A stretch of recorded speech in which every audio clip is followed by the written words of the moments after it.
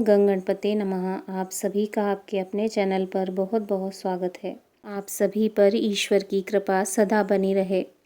आज इस वीडियो में हम दशा माता की नवी कहानी सुनेंगे। बोलो दशा माता की जय। एक गांव में एक बुढ़िया ब्राह्मणी रहती थी। वह बहुत गरीब थी। उसके एक बेटा था। एक दिन वह अपने बेटे से बोली, बेटा कुछ ऐसा काम करो जिससे 4 पैसे की आमदनी हो और हम दोनों का जीवन निर्वाह हो। अब मेरे तो बुढ़ापे के कारण हाथ पैरों ने जवाब दे दिया है। तब उसका लड़का गांव वालों के जानवर चराने लगा। एक दिन लड़का पशुओं को पानी पिलाने नदी पर ले गया। वहां पर महिलाएं स्नान करके दशा माता का डोरा ले रही थीं। उनके पास एक डोरा बच गया था। उनमें से एक स्त्री ने कहा कि इस लड़के से पूछो कि यह किसका है। तब एक स्त्री लड़के के पास जाकर पूछने लगी, तुम्हारे घर में कौन कौन है? लड़के ने बताया कि केवल मेरी बूढ़ी माँ है। स्त्रियों ने लड़के को एक डोरा देते हुए कहा कि तुम इसे ले जाकर अपनी माता को दे देना और कहना कि इसका पूजन और व्रत करें। हम तुम्हें सीधा और पूजन की सामग्री भी देते हैं। इसे भी अपनी माता को दे देना।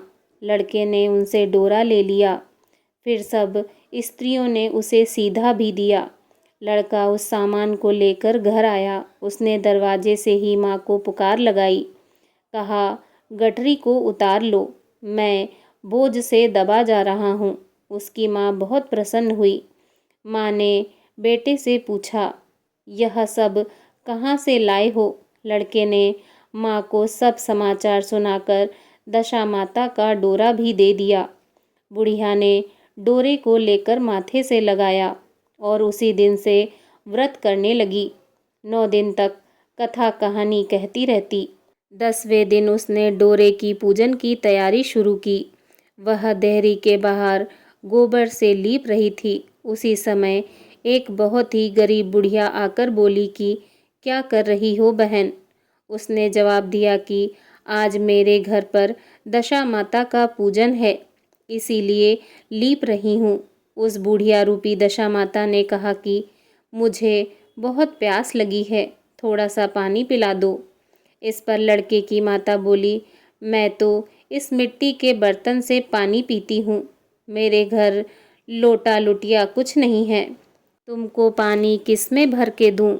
एक कटोरी ही मेरे घर में है, पता नहीं वह कहाँ पड़ी होगी।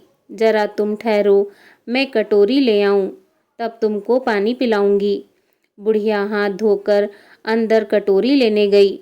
इसी बीच दशा माता, जिन्होंने बुढ़िया का रूप धारण कर रखा था, उसके मटके रखने की जगह पर एक सोने का घड़ा रखकर अंतर्ध्यान हो गई। बुढ़िया कटोरी लेकर मटके के पास गई। वहाँ सोने का घड़ा देखकर घबरा गई। वह मन में सोचने लगी कि मुझ पर बुढ़ापे में चोरी का नाम लगेगा, मैं चोर कहलाऊंगी। वह इस चिंता में दशा माता रूपी बुढ़िया को खोजने निकली। तब तक उसका लड़का भी घर आ गया था। उसने माँ से पूछा, तुम किसे खोज रही हो?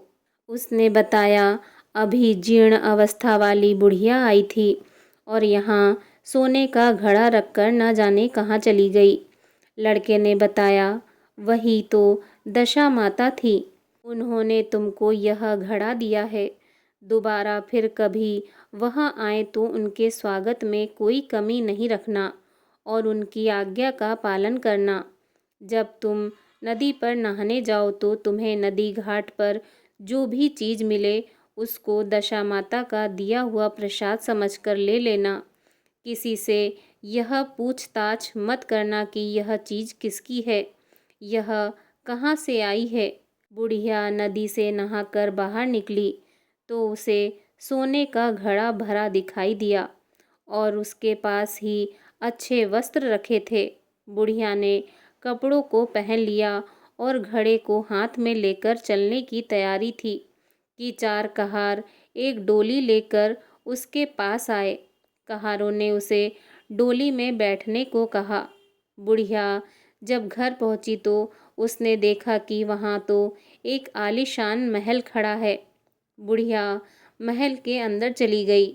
वहाँ उसने श्रद्धापूर्वक और भक्तिभाव से दशा माता के डोरे का पूजन किया और हाथ जोड़कर वरदान मांगा कि जिस प्रकार तुमने मुझे संपत्ति दी है, उसी प्रकार मेरे घर में एक सुशील बहू और आ जाए, तभी यह सब शोभा देगा।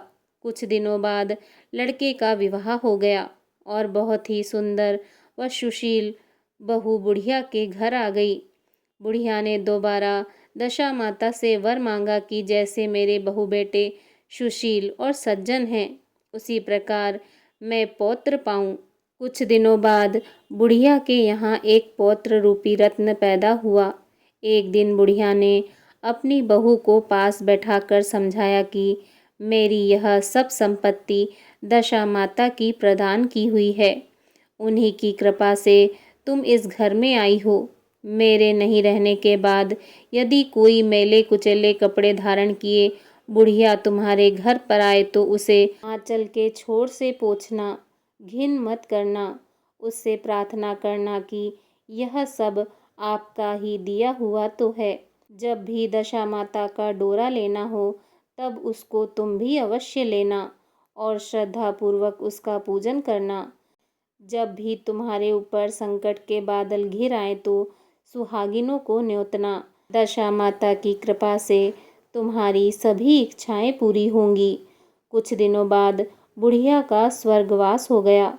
दशा माता ने सोचा कि बुढ़िया के घर चलकर देखना चाहिए कि उसकी बहू सास के वचनों का पालन करती है या नहीं। एक दिन दशा माता ने वृद्धा भिखारिन का वेश धारण किया और उसके घर गईं। उन्हें देखते ही बहू खड़ी हो गई, उनके पांव छुए और बालक को उनकी गोद में डाल दिया। उसकी श्रद्धा भक्ति से दशा माता बहुत प्रसन्न हुई। उन्होंने आशीर्वाद दिया कि तेरी धर्म बुद्धि है, भगवान तेरा सदैव कल्याण करेंगे, भंडार भरपूर रहेगा, तू जो इच्छा करेगी वह तुझे अवश्य प्राप्त होगी। दशा माता ने जैसी कृपा बुढ़िया ब्राह्मणी पर की, वैसी ही कृपा हम सब पर करना। प्रेम से बोलिए दशा माता की जय। जय हो माँ, आपकी सदा ही जय हो। दशा माता जी की आरती। आरती श्री दशा माता की जय, सत्य चित्त आनंद दाता की। आरती श्री दशा माता की। भय भंजनी अरु दशा सुधारिणी, पाप ताप कलि कलुष विदारिणी। शुभ्र लोक में सदा विहारिणी, जय पालिनी दीन जनन की। आरती श्री दशा माता की। अखिल विश्व आनंद विधायनी, मंगलमयी सुमंगलदायनी। जय पावन प्रेम प्रदायनी, अमीय राग रस रंग रली की। आरती श्री दशा माता की। नित्यानंद भयो आह्लादिनी, आनंद घन आनंद प्रसादिनी। रसमयी रसमय मन उन्मादिनी, सरस कमिलनी विष्णु आली की। आरती श्री दशा माता की। आरती श्री दशा माता की। बोलिए दशा माता की जय।